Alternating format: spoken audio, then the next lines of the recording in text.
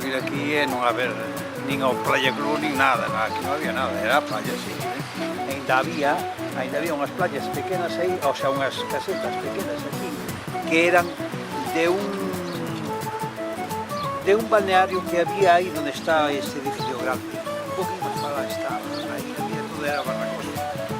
Se fue transformando todo poco a poco, con los años, pues empezaron a obrar, y ya ve lo que queda, no queda apenas nada. Que la agua xa viene varias veces está allí, está en aquel colegio.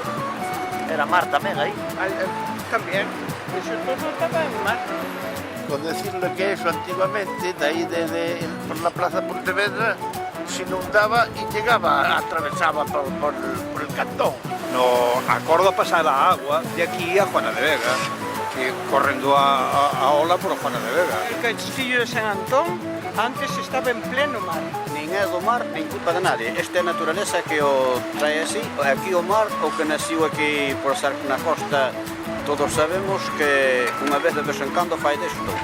Pero isto tanto facía que tuver o paseo marítimo como que estuvera sin ela. Diré que si o protegen ben, eso non pasaba, porque aquí pasou, pero ali adiante onde ten máis amontonada área, non o do Roto, é si que valve onde estamos, onde ten máis forte.